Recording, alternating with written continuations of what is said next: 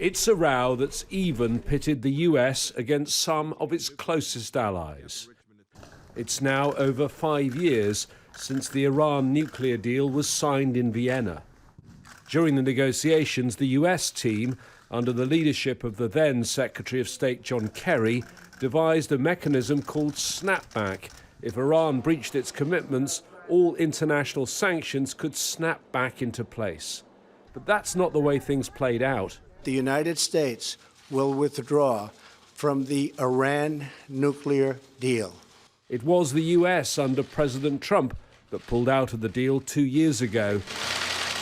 Despite this and objections from the rest of the international community, the US still argued it could trigger snapback. The one thing that the previous administration got right is they created a provision where under UN Security Council Resolution 2231, any one of the nations identified there had the right to say, we want the sanctions that were in place prior to that moment to snap back, and that's what we'll do. The rest of the world have ignored the US declaration, and in some ways more important than snapback is what happens on November the 3rd.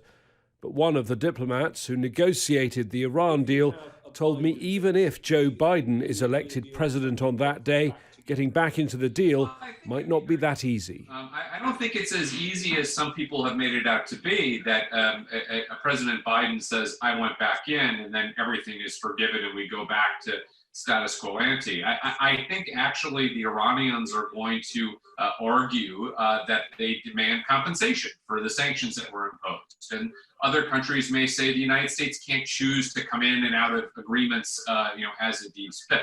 So I think it is going to be much more complicated than just a decision to come back in.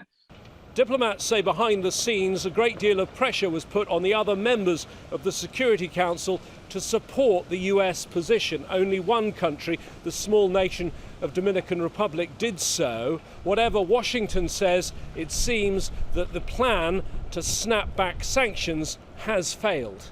James Bays, Al Jazeera at the United Nations.